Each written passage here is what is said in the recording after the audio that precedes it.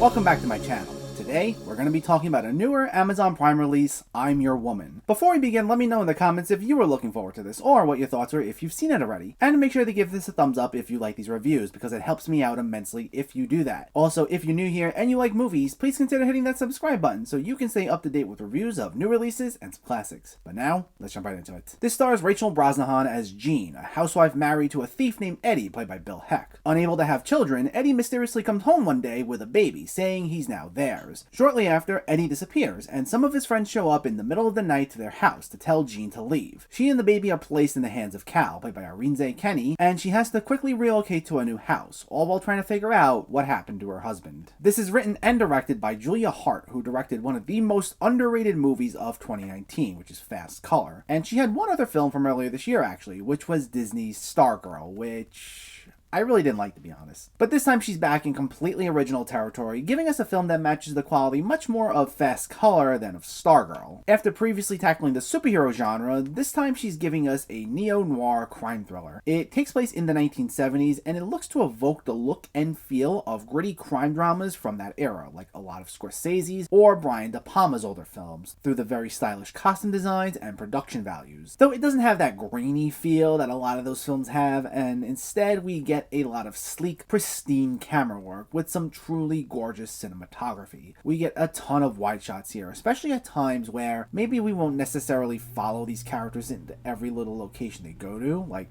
there's a moment early on where one of Eddie's associates is packing Jean's stuff and they're in one room, but the camera will hang back a little and we can still see them for the most part where we are, but we're not exactly right there in the room with them. And the idea is to evoke the feel of one giant mystery, and it's almost to recreate the feeling that Jean experiences herself throughout the movie. Because even though she's aware that Eddie is involved with some shady people, she lives a pretty mundane life. She states at one point how she never even lived on her own, and we even see her at one point on a normal day, and it's not exactly the most eventful day. And when she's told she suddenly needs to pack all her stuff up and go on the run, she's not exactly told any of the specifics. She has no clue whatsoever as to what's going on, and all throughout this, as she's on the run for her life, she's trying to do her best to put the pieces together as to who's after her and who her husband truly is. And it leads to some great moments of tension built throughout here. It's a film that takes its time and wants to leave us in suspense just a little bit. And thanks to Hart's directional style and her writing, there are a lot of great moments where we'll see someone or the characters will be placed in this scenario, and we won't know right away if this is someone who's actually after Jean or if Jean or Cal are just overthinking a scenario and playing it too safe. And the way it messes with us and keeps us on our toes as to whether or not we should be worried was brilliant. And at the forefront of all this are two very likable leads. Rachel Brosnahan is excellent here.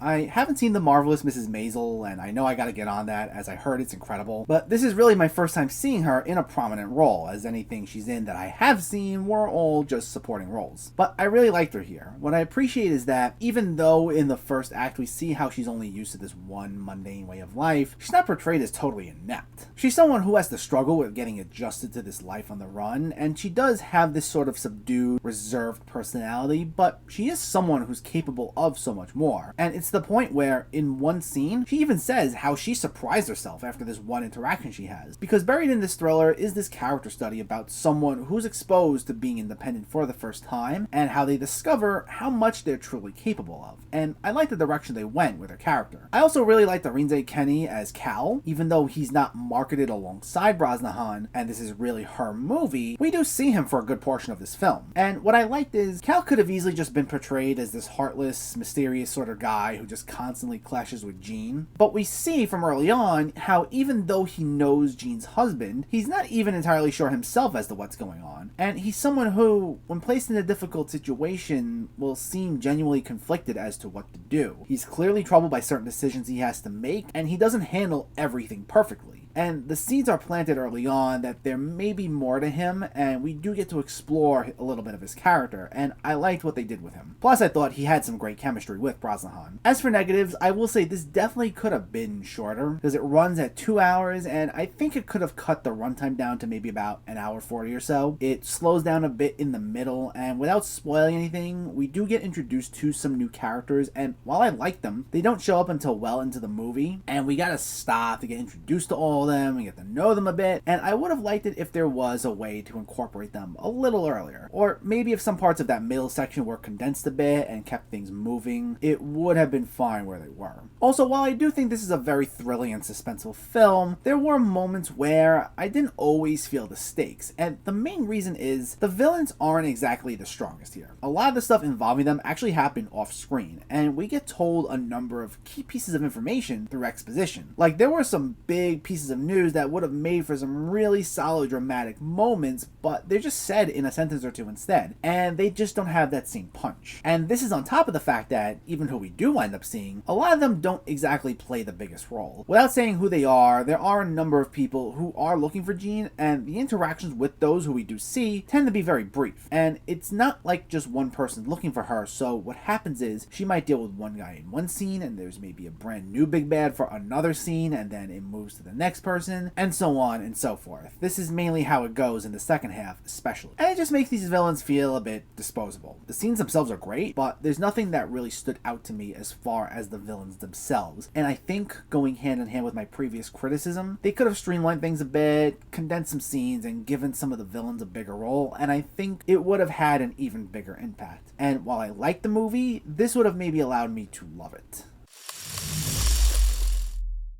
Overall, this is a solid, well-made film. It's a sleek crime thriller with a great throwback aesthetic. It's sometimes a bit too slow and long for its own good, but for the most part, it does a good job of building up suspense. And underneath all of its thriller elements is an engaging character study of someone who discovers what she's truly capable of. Anchored by a fantastic performance from Brosnahan and some top-notch filmmaking from Julia Hart, this is definitely worth your time. So it's on Amazon Prime now, and definitely give it a watch if you can. I'm Your Woman gets a 7.5 out of 10. So let me know, did you see I'm Your Woman, or are you planning to see it, and what were your thoughts? Did you like the story? Did you like the performances? And what's a good movie you've seen on Amazon Prime lately? Let me know in the comments below. If you enjoyed this video, please like it and share it, and for more movie reviews and film discussion, please make sure to hit that subscribe button to stay updated. Thanks for watching, everyone, and I'll catch you next time.